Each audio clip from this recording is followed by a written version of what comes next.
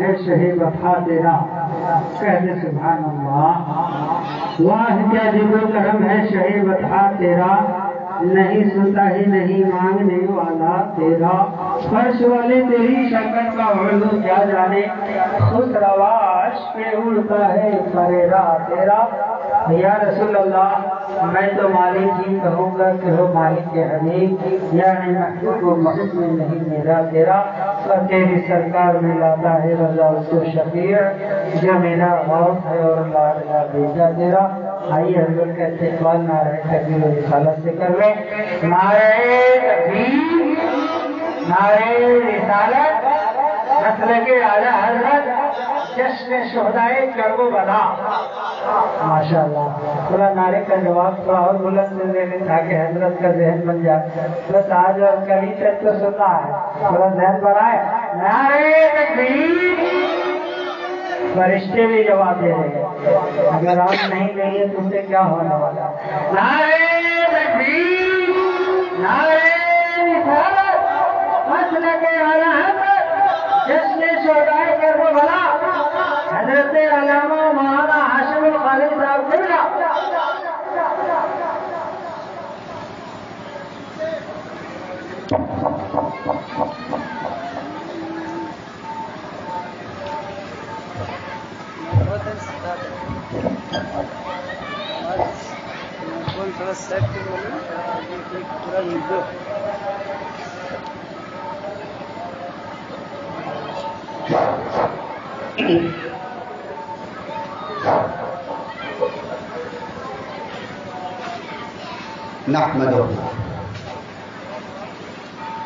نحمده ونصلي على رسوله الكريم، اما بعد، فاعوذ بالله من الشيطان الرجيم، بسم الله الرحمن الرحيم، ولا تقولوا لمن يقتل في سبيل الله اموات بل احياء ولكن لا تشعرون۔ صدق اللہ العلی العظیم، صدق رسولہ النبی الکریم الامین الامین، ونحن على ذلك لمن الشاہدین والشاکرین، والحمد للہ رب العالمین۔ خطبہ مسنونہ کے بعد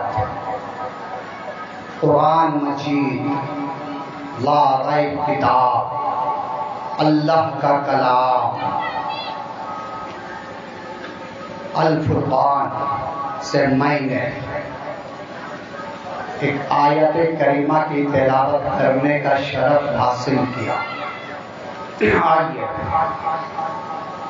اس آیت کے حوالے سے کچھ گفتہ شنید کرنے سے پہلے ہم سب مل کر آقا نامدار احمد مختار مدینہ تاجدار، ہم غریبوں کے غم گسار، حسنین کریمین کے نانا جان، امام الانبیاء محمد الرسول اللہ صلی اللہ علیہ وسلم کی بارگاہ بکشفانہ میں درود پاک پڑھ لیں۔ اللہم صلی علی سیدنا و مولانا محمد وعلی آل سیدنا و مولانا محمد وبارک وسلم۔ صلاۃ و سلام علیک یا رسول اللہ صلی اللہ علیہ وسلم۔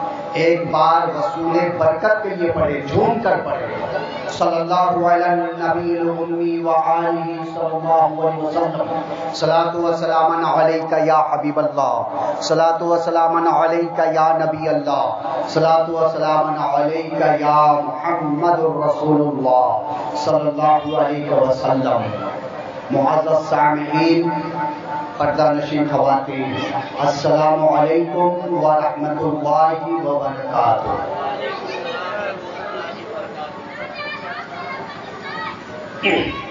وقت بہت قلیل ہے اور آپ لوگوں کو بہت کچھ ابھی سننا باقی ہے۔ اگر آپ جلد از جلد آنے کی کوشش کریں محفل میں تو انشاءاللہ بہت کچھ آپ سماعت فرمائیں گے۔ صرف آج اور کل 2 دن ہے، اور پھر معلوم نہیں ہم ہوں گے یا نہ ہوں گے، آپ ہوں گے یا نہ ہوں گے، پھر یہ منظر ہماری آنکھوں کے سامنے ہوگا یا نہ ہوگا۔ حضرت امام حسین رضی اللہ تعالی عنہ کا تذکرہ پھر سننا نصیب میں ہوگا یا نہ ہوگا، وہ اللہ ہی بہتر جانتا ہے۔ ابھی موقع ملا ہے تو اسے ہاتھ سے جانے نہ دے، آئیں اور امام حسین رضی اللہ تعالی عنہ کے خونی منظر دیکھے کہ حضرت امام حسین رضی اللہ تعالی عنہ اپنے چھوٹے چھوٹے بچوں کے ساتھ، اپنے گھر کے خواتین کے ساتھ بھوکے پیاسے رہ کر دین کے لیے، نانا جان کے دین کے تمام احکامات کو بچانے کے لیے کربلا کی زمین پہ، تپتی ہوئی ریت پہ، شعلہ اگلتی ہوئی رمل پہ کس طریقے سے حضرت امام حسین نے اپنے بچوں کو ایک ہی بار دیگرے دین کے راہ میں قربان کیے۔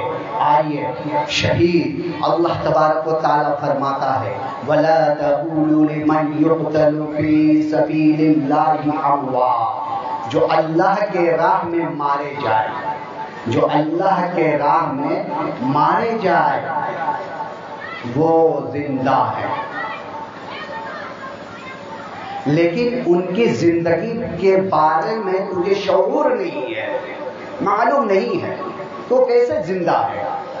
صحابہ کرام رضی اللہ تعالی عنہ عرض کرتے جب یہ آیت کریمہ نازل ہوئی، آقا علیہ السلام نے اس آیت کو پڑھ کے صحابہ کرام کے درمیان سنا ہے، تو صحابہ کرام یوں یاد کرتے یا رسول اللہ صلی اللہ علیہ وسلم، دنیا سے کوچ کر جانے کے بعد جب شہید ہو جاتے اللہ کی راہ میں تو وہ زندہ کس حساب سے رہتے ہیں؟ تو ہمارے آقا علیہ السلام ارشاد فرماتے ہیں کہ جو اللہ کی راہ میں شہید ہوتا ہے، مارے جاتا ہے، قتل ہوتا ہے، قربان ہو جاتا ہے، اللہ تبارک و تعالی اسے سبز پرندوں کے اندر روح کو ڈالتا ہے، اور وہ سبز پرندے جنت میں رہتے ہیں، ساری جنت میں پھل کھاتے ہیں، اور جب جنت کے شیر و تفریح کر لیتے ہیں تو پھر ایک قندیل ہے، اس قندیل میں آرام کرتے ہیں۔ یہ شہید کون ہے؟ چلیے آپ کو میں بتاتا چلوں بالکل مختصر انداز میں، اس لیے کہ آج آپ کو بہت کچھ سننا ہے، وقت بہت ہی کم ہے اور سننا بہت زیادہ ہے۔ مختصراً آپ کو بتاتا چلوں، 3 نوجوان بھائی تھے جو دین کے لیے، اسلام کے لیے ہمیشہ ان کی تلواریں میان سے نکلی رہتی تھی، ہر وقت وہ جہاد کے لیے نکلے رہتے تھے، ہمیشہ جہاں بھی جنگ ہوتا وہ شامل ہوتے، رومیوں کے ساتھ، عیسائیوں کے ساتھ، وہی یہودیوں کے ساتھ جنگ کرتے، اسلام کے لیے، دین کے لیے۔ یہ تینوں بھائی کمر کس کے کھڑے رہتے۔ اتفاق سے رومیوں کے ساتھ جنگ ہوا، اس جنگ میں ان تینوں کو گرفتار کر لیا گیا۔ تینوں بھائی گرفتار ہو کر رومی بادشاہ کے پاس پہنچتے ہیں۔ رومی بادشاہ کہتا ہے کہ تم مسلمان ہو اور ہمارے بہت افواج کو مارے ہو، بہت سپاہیوں کو برباد کیے ہو، تم تینوں جنگجو ہو، میں تجھے پیغام دیتا ہوں، دیکھو تم عیسائی بن جاؤ، میں تجھے دھن و دولت سے نواز دوں گا، اپنی بہترین بیٹیوں سے شادی کر دوں گا، تم تینوں عیسائی بن جاؤ۔ وہ تینوں کے اوپر قربان جاؤ۔ وہ تینوں بیک زبان ہو کر کہتے ہیں اے عیسائی بادشاہ، اے رومیوں کا بادشاہ سنو، میرے دل میں عشق نبی ہے اور میں نبی کا کلمہ پڑھ کر مسلمان ہوا ہوں۔ تم پوری دنیا کی دولت کیا، ایک ہاتھ میں چاند اور ایک ہاتھ میں سورج بھی لا کر رکھ دو گے تو میں اپنے اسلام کو نہیں چھوڑوں گا، آقا علیہ السلام کے کلمے کو نہیں چھوڑوں گا۔ وہ رومی بادشاہ کہتا ہے اچھا ایسی بات ہے، پھر تم اس کا انجام دیکھو گے کہ تمہارے ساتھ کیا انجام ہو رہا ہے۔ وہ تینوں بھائی کہتے ہیں چاہے جو بھی تم کر لو میرے جسم سے ایک ایک بال کھینچ لو پھر بھی ہمارا ایمان نہیں لڑکھڑائے گا، پھر ہم دست سے مس نہیں ہوں گے۔ ہم یہی پیغام دیں گے کہ تم کلمہ پڑھ کر مسلمان ہو جاؤ۔ تمام دشمنوں کے رنگ دشمنوں کے فوجیوں کے گھیرے میں ہے، لیکن اپنی زبان سے پیغام دے رہے ہیں کہ اے رومی بادشاہ تجھے بھی یہ پیغام دیتا ہوں، تمہارے فوجیوں کو بھی یہ پیغام دیتا ہوں، اللہ ایک ہے، اس کی وحدانیت کو مانو۔ الکلمہ طیب لا الہ الا اللہ محمد رسول اللہ صلی اللہ علیہ وسلم پڑھ کر مسلمان۔ رومی بادشاہ اتنا سنتا آگ بگولا ہو جاتا ہے اور 3 چولہے جلواتا ہے۔ آگ لگ جانے کے بعد 3 بڑے بڑے کڑھائی لاتا ہے، بڑے بڑے کڑھائی، اور اس میں زیتون کا تیل اس کڑھائی میں اڑیتا ہے۔ 1-2 کلو نہیں بلکہ کم سے کم 20-25-30 کلو تیل زیتون کا ڈال کر کے کھولاتا ہے۔ جب کڑھائی میں تیل جوش مارتا ہے تو رومی بادشاہ کہتا ہے اب بھی تجھے موقع دے رہا ہوں، اسلام چھوڑ دو، عیسائیت میں آ جاؤ، دھن و دولت سے نواز دیا جائے گا، تیری شادی ہم اپنی بچیوں سے کروائیں گے۔ آگ لگی ہوئی ہے، کڑھائی میں تیل کھول رہا ہے۔ تینوں بھائی کہتے ہیں کہ ہم جان دے سکتے ہیں لیکن ایمان ہرگز نہیں دیں گے۔ رومی بادشاہ اشارہ کرتا ہے، وزیر آتا ہے، ایک بھائی کو پکڑ کر لے کے جاتا ہے اور کھولتا ہوا کھولتے ہوئے کڑھائی کے تیل میں ڈال دیتا ہے۔ اللہ کھولتے ہوئے تیل میں۔ آج اگر تھوڑا سا بھی تیل کا چھینٹا ہمارے ہاتھ یا جسم کے کسی حصے میں پڑ جائے تو ہم برداشت نہیں کر سکتے، لیکن ان 3 بھائیوں کے اوپر قربان جاؤ، بھائی کو کھولتے ہوئے تیل میں دیکھتے ہیں، انا للہ و انا الیہ راجعون پڑھتے ہیں، منجلے بھائی کو بھی لیتے ہیں۔ پھر سے رومی بادشاہ کہتا ہے دیکھو تمہارا بھائی تیل میں جل کر کے جل بھن گیا ہے، ہڈیوں کی پتہ نہیں ہے، گوشت پگھل گیا ہے، چربی پگھل کر اوپر آ رہی ہے، تیرے لیے یہ موقع ہے کہ تم عیسائیت قبول کر لو تو تیری جان کی امان ہے، تیری جان کی حفاظت ہے۔ منجلے بھائی کہتے ہیں رومی بادشاہ میرے پاس تو ایک جان ہے، ایک کیا اگر رب قدیر 1000 جان دے دے اور اسلام کے لیے قربان کرنے کے لیے کہہ دے تو میں ہزاروں جان کو اسلام کے لیے قربان کروں۔ ایک جان کیا ہے؟ پھر اس منجلے بھائی کو اس کڑھائی کھولتے ہوئے تیل میں ڈال دیتا ہے، جی ہوئی ڈالنا تھا بالکل منجلا بھائی اس طریقے سے بھن جاتا ہے جس طریقے سے پکوڑے تیل میں جا کر بھن جاتا ہے۔ ابھی چھوٹے بھائی عمر بہت کم ہے، 18-19 سال کی عمر ہے، داڑھی آ رہی ہے، مونچھے کی لکیریں آ رہے ہیں۔ وزیر کہتا ہے بادشاہ سے اے بادشاہ سلامت، یہ ابھی نوجوان ہے، صحیح سے جوانی بھی نہیں آئی ہے، ابھی داڑھی اور مونچھیں آنے والی ہے، بہت افسوس سا ہے کہ اسے تیل میں ڈال دیا جائے۔ میں وعدہ کرتا ہوں کہ آپ اسے ہمارے حوالے کر دیں، میں اسے عیسائیت میں لے آؤں گا، میں وعدہ کرتا ہوں کہ اس کے دین سے انحراف کر کے اپنے دین میں داخل کر لوں گا۔ بادشاہ وزیر کی بات مان لیتا ہے اور اس بچے کو، اس نوجوان کو وزیر کے حوالے کر دیتا ہے۔ وزیر اپنا گھر لے جاتا ہے، لے جانے کے بعد ایک کمرے میں بند کر دیتا ہے، کھانے پینے کا انتظام کرتا ہے، پھل فروٹ کا انتظام کرتا ہے، اور اس کی دوشیزہ ایک 17-18 سال کی بیٹی رہتی ہے جو بہت ہی خوبصورت رہتی ہے، خوب رو رہتی ہے۔ اسے دیکھنے والے رومی اس کے گھر کے چکر لگایا کرتے تھے کہ ایک جھلک وزیر کی بیٹی کو دیکھ لو. وہ اپنے بیٹی سے کہتا ہے اے میری بیٹی سن, میں بادشاہ سے وعدہ کیا ہوں, ایک مسلمان نوجوان ہمارے قیدی میں آیا ہے, اس کے اسلام اس کے ایمان کو ختم کرنا ہے, عیسائیت میں اسے لانا ہے. میں تجھے اجازت دیتا ہوں, چاہے تو کچھ بھی حربہ کر لے, چاہے تو جو بھی ترکیب کر لے, میرے طرف سے پورا چھوٹ ہے, لیکن اس کے ایمان کو چھین لے اور اسے عیسائیت میں داخل کر لے. فلاں کمرے میں وہ نوجوان ہے, جاؤ آج رات اس نوجوان کے ساتھ گزارو اور کسی طریقے سے بھی اس کے ایمان کو چھین لو اور عیسائیت میں داخل کر لو. اگر وہ عیسائی بن جاتا ہے تو بادشاہ ہمیں مال و دولت سے نواز دے گا. اس کی بیٹی اپنی خوبصورتی میں گھمنڈ میں کہتی ہے ایک عام اس نوجوان کے ایمان کو میں چھین لوں گی.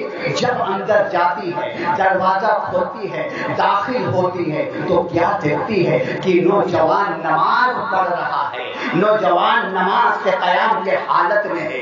وہ لڑکی جا کر بیٹھ جاتی ہے, حسن الثواب کی مالکہ جا کر سامنے بیٹھ جاتی ہے. کیا دیکھتی ہے, ایک پہر نہیں, دو پہر نہیں, بلکہ پوری رات ختم ہو جاتی ہے. نوجوان نماز کے حالت میں رہتا ہے, پوری رات نماز کے حالت میں رہتا ہے. 2 رکعت پڑھتا ہے, 4 رکعت پڑھتا ہے, نہ جانے پوری رات کتنی رکعتیں پڑھتا ہے, لیکن ایک نظر بھی اس دوشیزہ کی طرف نہیں دیکھتا ہے. وہ کیسا نوجوان تھا, وہ کیسا مسلمان کا شہزادہ تھا, اس کے دل میں کیسا ایمان تھا. ایک کمرہ ہے, تیسرا کوئی نہیں ہے, اتنی خوبصورت لڑکی بیٹھی ہوئی ہے کہ رومی دیکھنے کے لیے بےتاب رہتے تھے کہ ایک جھلک وزیر کی بچی کو, ایک جھلک وزیر کی لڑکی کو دیکھ لو. اور یہ نوجوان کیسا نوجوان ہے کہ خوبصورت کا پتلا سامنے بیٹھا ہوا ہے, لیکن رب کی بارگاہ میں جھکا ہے تو جھکا ہے, سجدہ کر رہا ہے تو سجدہ کر رہا ہے, سلام پھیرا ہے, ایک نظر اس کی طرف نہیں ڈالا, پھر دوبارہ نیت کر کے نماز کی حالت میں آ جاتا ہے. میرے نوجوانوں, تم بھی نوجوان ہو, تم بھی شہزادے ہو, تم بھی اسلام کے نوجوان شہزادے ہو. اے میرے نوجوانوں, اللہ تبارک و تعالیٰ نے ہمیں اس لیے پیدا نہیں کیا ہے کہ ہم اپنی زندگی فضول گوئی میں بتا دیں, آوارہ گردی میں بچھا دیں اور باشی میں بھی اپنی زندگیوں کو ختم کر دیں. نہیں, تم امام حسین رضی اللہ تعالیٰ عنہ کے ماننے والے ہو, امام حسین کے نعرہ لگانے والے ہو, تم امام حسین کے لیے اپنی جان قربان کرنے والے ہو. تو حضرت امام حسین رضی اللہ تعالیٰ عنہ کربلا کے زمین پر نوجوانوں کو یہ پیغام دے گئے کہ اے نوجوان, چاہے کچھ بھی ہو جائے, اپنی آنکھ کو بچا لینا, اپنی نظر کو بچا لینا, اپنی آنکھ سے کبھی غیر محرم کی طرف نظر نہ کرنا. یہ پیغام حضرت امام حسین کا ہے, یہ پیغام امام حسین کے نانا جان کا ہے کہ اپنی نظروں کی حفاظت کرو. آقا علیہ الصلوۃ والسلام قیامت کی نشانیوں میں سے ایک نشانی یہ بھی بتایا کہ آخری زمانے میں سب سے بڑا ولی وہ ہوگا جو اپنی نظر کی حفاظت کر لے گا. اپنے زمانے میں سب سے بڑا ولی وہ ہوگا جو اپنی نظر کی حفاظت کر لے گا. آج آپ دیکھ لو ہماری نظر کتنی حفاظت میں ہے. اگر ہم ریزرویشن ٹکٹ بھی نکالتے ہیں تو اس میں ایسی تصویر لگی رہتی ہے کہ اسے دیکھ کر شرمندگی محسوس ہوتی ہے. آج ہم جب گوگل کھولتے ہیں, آج جب ہم یوٹیوب کھولتے ہیں, آج جب ہم موبائل کھولتے ہیں تو ایسی تصویریں نظر آ جاتی ہے کہ ہماری نظر حفاظت میں نہیں رہتی. اپنی نظروں کو حفاظت کرو. آقا علیہ الصلوۃ والسلام نے فرمایا کہ آخری زمانے میں سب سے بڑا ولی وہی ہوگا جس کی نظر حفاظت میں ہوگی, جو اپنی نظر کو حفاظت کر لے گا. زنا صرف زنا کرنے کا نام نہیں ہے بلکہ آنکھوں سے بھی زنا ہے. اس لیے سب سے پہلے اپنی آنکھوں کو حفاظت میں رکھو. اگر نظر حفاظت میں رہ جائے گی اے نوجوانوں تو تم بھی حفاظت میں آ جاؤ گے. اگر نظر حفاظت میں نہیں ہے تو ہمارا پورا جسم کبھی حفاظت میں نہیں ہوگا. ایک رات گزر گئی, صبح ہوئی, وزیر کی بارگاہ میں پہنچ کر بیٹی کہتی ابا حضور آج شاید نوجوان کا کوئی عبادت کا دن تھا, اس لیے اپنی عبادت میں لگا ہوا تھا, کل کوشش کرتی ہوں. لیکن جب شام رات ہوتی ہے اس کمرے میں جاتی ہے تو وہ دوشیزہ کیا دیکھتی؟ نوجوان پھر مصلی میں کھڑا ہے، نماز پڑھ رہا ہے، نماز پہ نماز، ایک رات نہیں، 2 رات نہیں، المختصر پوری 40 راتیں ختم ہو جاتی ہے۔ نوجوان کے اوپر قربان جاؤ، 40 راتیں نماز پڑھ کر گزار دیا، لیکن ایک نظر بھی اس دوشیزہ کی طرف نہیں کیا۔ اللہ اکبر! آخر کار جب وہ نوجوان سلام پھیرا اور جو نیت کر کے کھڑا ہونا تھا کہ وہ دوشیزہ کہتی نوجوان رک جا، اے نوجوان ٹھہر جا، میں کچھ گفتگو کرنا چاہتی ہوں، اے نوجوان آپ سے کچھ ہم کلام کرنا چاہتی ہوں۔ یہ رومی جتنے ہیں مجھے دیکھنے کے لیے بےتاب رہتے ہیں، میرے گھروں کے چکر لگاتے ہیں تاکہ مجھے ایک جھلک دیکھ لے۔ میں ایک رات نہیں، 2 رات نہیں، کنٹینیو 40 نائٹ 40 نائٹ میں تمہارے پاس رہی، میں تمہارے پاس کرتی رہی، لیکن تم کس کے بندے ہو؟ تمہارے دل میں کس کی محبت ہے؟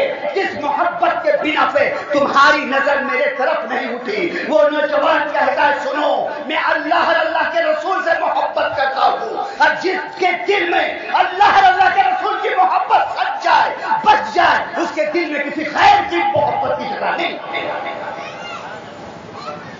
کسی غیر کی محبت کی جگہ نہیں۔ ہمارے دل میں اللہ اور اللہ کے رسول کی محبت ہے۔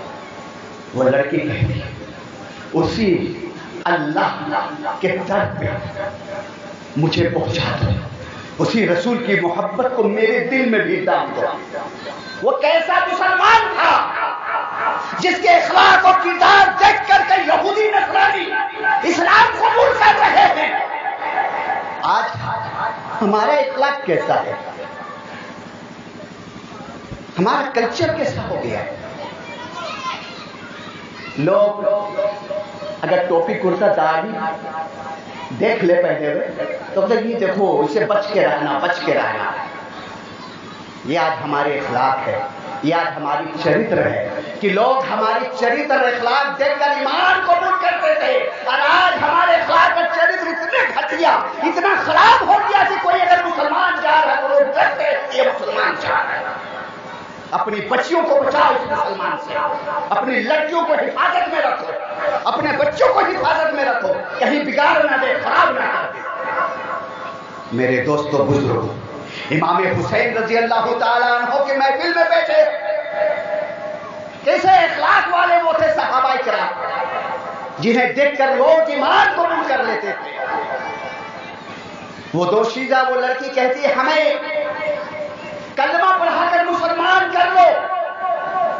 اسی وقت وہ نوجوان کلمہ پڑھاتا ہے، حق لا الہ الا اللہ محمد رسول اللہ صلی اللہ علیہ وسلم۔ وہ لڑکی مسلمان ہو جاتی ہے، استبل میں جاتی ہے، 2 گھوڑے لاتی ہے، آج سے پہر ہے، دونوں گھوڑے میں سوار ہو جاتے ہیں۔ ابھی کچھ دور ہی گئے تھے کہ پیچھے سے گھوڑوں کی ٹاپوں کی آواز آتی ہے۔ وہ لڑکی کہتی ہے کہ شاید میرے باپ کو معلوم ہو گیا، شاید میرے باپ کو پتہ چل گیا کہ ہم دونوں استبل سے گھوڑے لے کر بھاگے ہیں، اس لیے ہمارے پیچھے فوج بھیجے ہیں۔ وہ جوان کہتا مت گھبراؤ، میں شہزادہ اسلام ہوں، میرے ہاتھ میں تلوار ہے، تمہارے باپ کے سینکڑوں سپاہی بھی آ جائے تو اس کے لیے اکیلا میں کافی ہوں، اکیلا کافی ہوں۔ ابھی دونوں میں گفتگو ہو رہی تھی کہ کیا دیکھتے ہیں؟ وہی دونوں بھائی جن کو تیل کے کڑھائی میں ڈال دیا گیا تھا، گھوڑے میں آ رہے ہیں اور پیچھے سے نورانی فرشتے بھی ساتھ میں۔ وَلَا تَقُولُوا لِمَن يُقْتَلُ فِي سَبِيلِ اللَّهِ أَمْوَاتٌ، جو اللہ کے راہ میں مارے جائے، کاٹے جائے، وہ زندہ ہے لیکن ان کی زندگی کی شعور نہیں ہے۔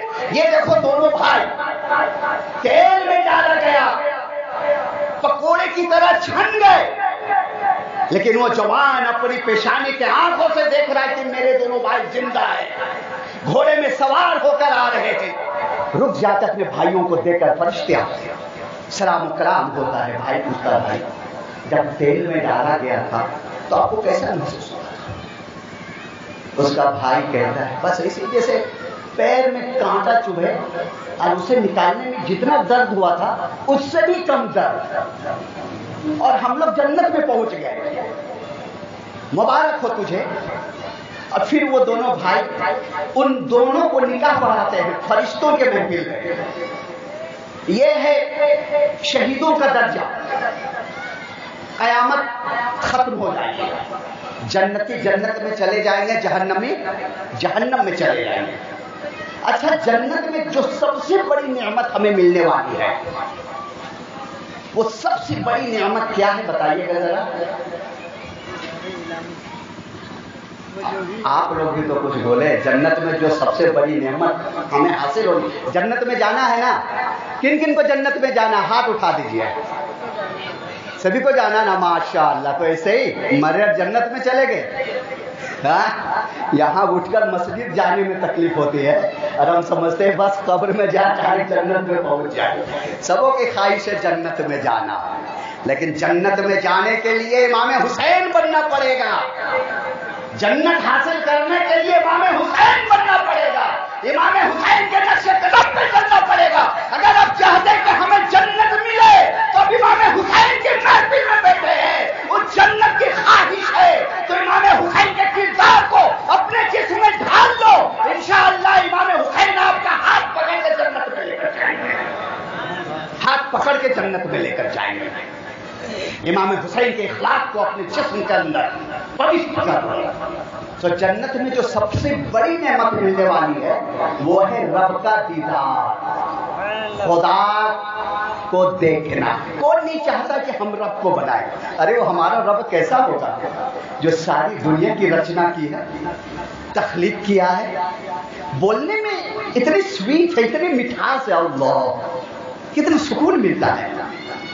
تو وہ رب ہمارا کیسا ہوگا جس نے ہمیں بنایا، تجھے بنایا، دنیا بنایا، فرشتوں کو بنایا، جنوں کو بنایا. کیسا ہوگا وہی رب قدیر ہمارا. تو رب کو دیکھنا چاہتے ہیں، سب سے بڑی نعمت ہے جنت میں اللہ کو دیکھنا. تو اللہ تبارک و تعالیٰ اپنی جنتیوں کو دیدار کروائے گا. جنتی دیکھ کر بہت خوش ہو جائیں گے. اور پھر اپنے بندوں سے ہم کلام ہوگا، اے میرے بندے، تو نے دنیا میں جا کر میرے لیے نماز پڑھے، روزہ رکھے، حج کیے، زکات دیے. اگر بات آ گئی اسلام کی تو وہاں لڑے بھی، تسبیح و تحلیل کیے، محنت و مشقت کیے. اگر میں تجھے بیمار کیا تو تم صابر بن کے رہے. اگر میں تجھے غریب کیا تو صبر کیے. اگر میں تجھے مالدار بنایا تو میرے دین میں پیسے دھن دولت لٹائے، اس کے بدلے میں یہ جنت تجھے دی، اپنا دیدار کروایا. اور کس چیز کی خواہش ہے بتاؤ؟ اور کسی چیز کی خواہش ہے؟ تو ان میں سے ایک گروہ اٹھے، اور وہ گروہ کس کی رہے گی معلوم ہے؟ شہیدوں کی، جو دنیا میں شہید ہو گئے. وہ رب سے یوں عرض کریں گے، رب قدیر، جو مزہ مجھے کاش، جو مزہ مجھے جنگ میں ملتا تھا، جو لذت مجھے جنگ میں ملا، جو مزہ مجھے لڑنے میں ملا، جو مزہ ہاتھ کٹنے میں تھا، جو مزہ گردن کٹنے میں تھا، جو مزہ انگلیاں کٹنے میں تھی، وہ مزہ تیری جنت میں نہیں. یہ ہے شہیدوں کا لذت. وہ لذت ہمیں نہیں مل رہی جنت میں، جو لذتیں ہمیں لڑنے میں ملا کرتی تھی، جو لذتیں کاروزار میں ملا کرتا تھا. حضرت جبرائیل علیہ السلام رب کی بارگاہ میں عرض کریں گے، رب قدیر، یہ تیرے کیسے بندے ہیں؟ یہ بول رہی ہے وہ لذت ہمیں نہیں مل رہی ہے جو جنگ کے میدان میں ملا. اللہ تبارک و تعالیٰ فرمائے گا، اے جبرائیل پوچھ لو وہ کون سی لذت ہے جو جنت میں نہیں مل رہی ہے. حضرت جبرائیل علیہ السلام فرمائیں گے، اے شہیدوں بتاؤ آخر جنت میں وہ لذت کیوں نہیں مل رہی ہے جو لذت تجھے جنگ میں لڑنے میں ملا کرتی تھی. وہ تمام شہدائے کرام بولیں گے کہ جب میرا ہاتھ کرتا تھا تو رب کا دیدار ہوتا تھا، جب میرا گردن کرتا تھا تو رب کا دیدار ہوتا تھا. ہمارے اندر 10 روحیں ڈالی جائے، 10 بار دنیا میں بھیجا جائے، اور پھر مجھے کافروں سے لڑایا جائے، یہودیوں سے لڑایا جائے، نصرانیوں سے لڑایا جائے. دین کے لیے میں لڑوں، اور 10 بار ہمارے منہ میں قبض ہو، میں رب کی بات، رب کو اللہ تبارک و تعالیٰ کی دیدار، جب جب میرا ہاتھ کٹے گا، جب جب میرا تن جدا ہوگا، جب جب میری آنکھ ٹوٹے گی، جب جب میرے اندر ضرب لگے گا، تب تب خدا کا دیدار ہوگا، اور جو دیدار کارے جان میں ہوا کرتا تھا وہ دیدار یہاں نہیں ہو رہا۔ یہ شہیدوں کی التجا ہے، یہ ہے شہید جو جنت میں بھی جا کر یہ آرزو کریں گے کہ مجھے دنیا میں بھیجا جائے، ایک بار نہیں بلکہ 10 بار بھیجا جائے، اور میں اللہ اور اللہ کے رسول کے لیے 10 بار لڑوں اور اپنے سر کو تن سے جدا کروں۔ درود پاک پڑھ لے، اللہم صلی علی سیدنا مولانا محمد وعلی آل سیدنا مولانا محمد وبارک وسلم، صلاۃ و سلام علیک یا رسول اللہ صلی اللہ علیہ وسلم۔ اگر شہیدوں کی فضائل صرف بیان کی جائے تو نہ جانے کتنی راتیں گزر جائیں گی۔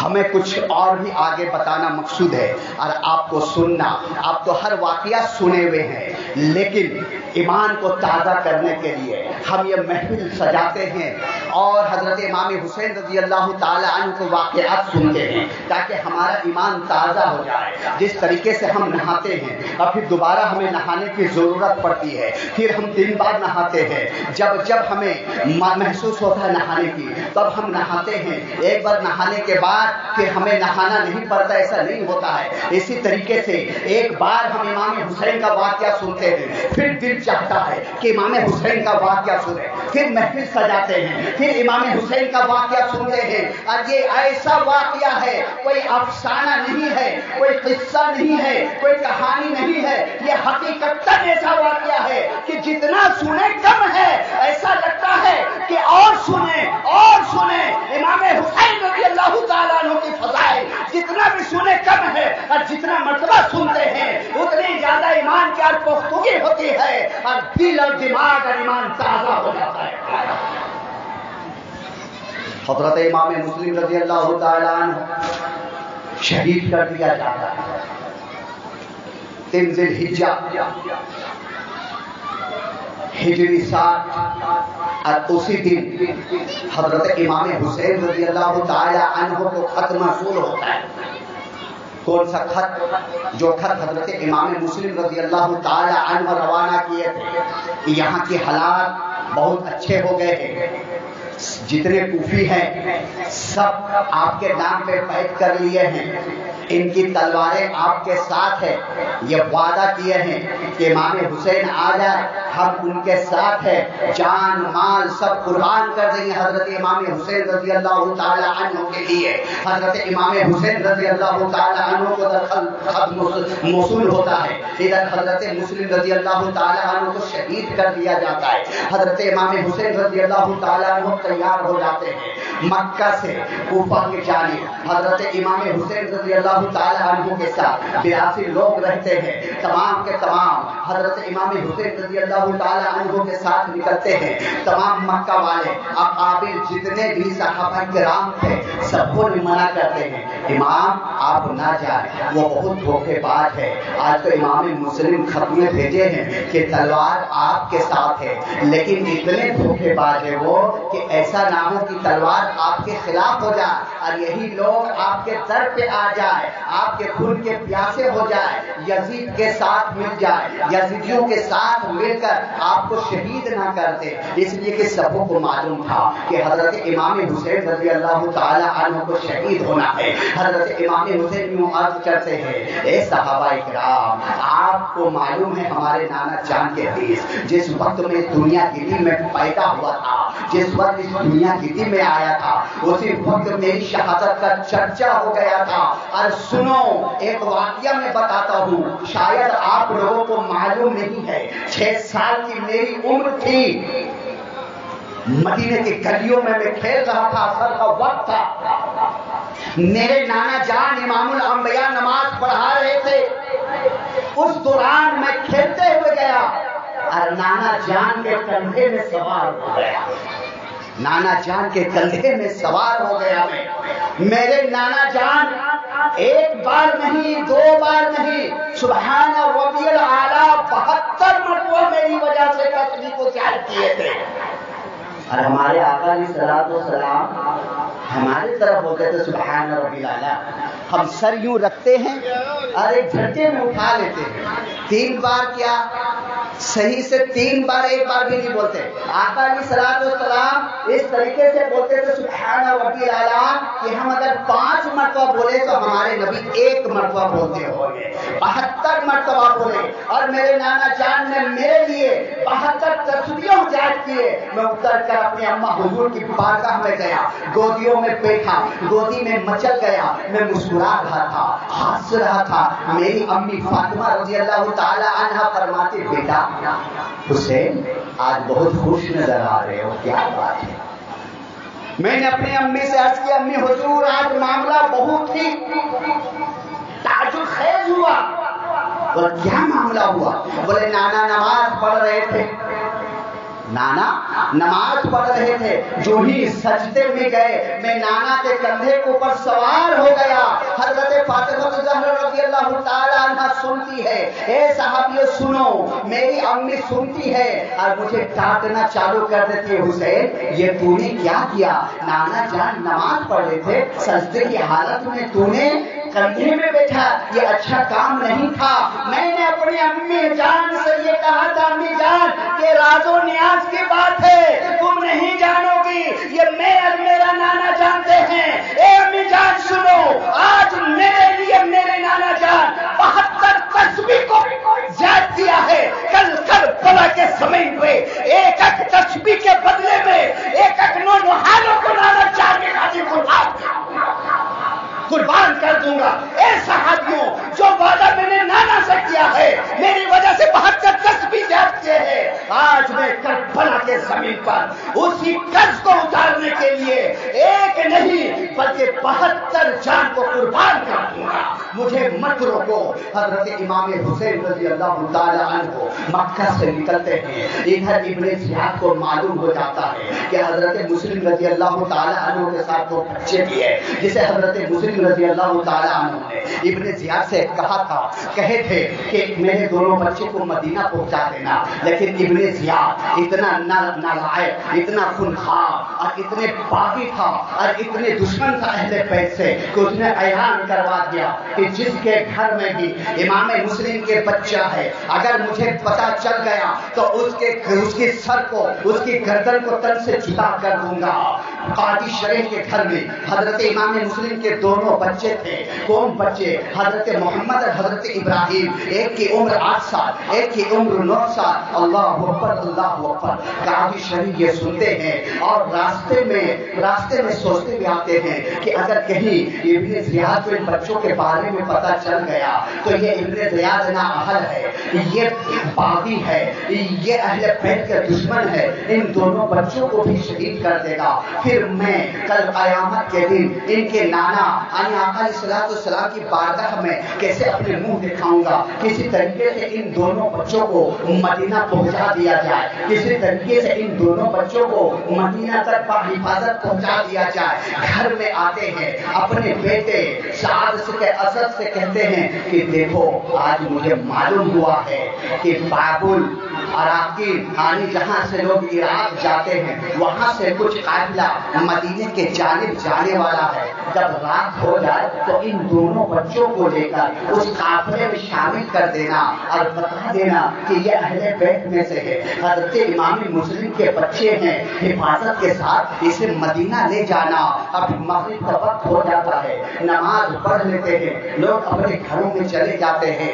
کوفہ کی گلیاں سناٹا ہو جاتی ہے، پورے سناٹے میں چھا جاتی ہے. حضرت قاضی شریف ان دونوں بچوں کو کھلاتے پلاتے ہیں اور پھر کہتے دیکھو بیٹا میں مجبور ہوں، یہاں تمہاری جان کی حفاظت نہیں ہے. آج بابل عراقین سے کچھ قافلہ جانے والا ہے، یہ میرا بیٹا اسد تجھے وہاں تک پہنچا دے گا. انشاءاللہ تم لوگ کا حفاظت مدینہ پہنچ جاؤ گے اور اپنے بیٹے کے ساتھ قاضی شریف ان دونوں بچوں کو کرتے ہیں، ان کا بیٹا تمام کوفیوں سے جو وہاں سپاہی کونے کونے پہ چوراہے پہ کھڑے تھے، حضرت امام مسلم کے دونوں بچوں کی تلاش کے لیے وہاں سے چھپے چھپاتے بابل علاقے میں پہنچتے ہیں۔ لیکن جب اسد وہاں پہنچتا ہے تو کیا دیکھتا کہ قافلہ دور نکل چکا ہے، جلدی جلدی جاتے ہیں، قافلے کے گرد و غبار نظر آتا ہے۔ اسد کہتا دیکھو دور سے وہ گرد و غبار نظر آ رہا ہے، وہی قافلہ مدینہ جا رہا ہے، تم دونوں دوڑتے ہوئے اس قافلے میں شامل ہو جانا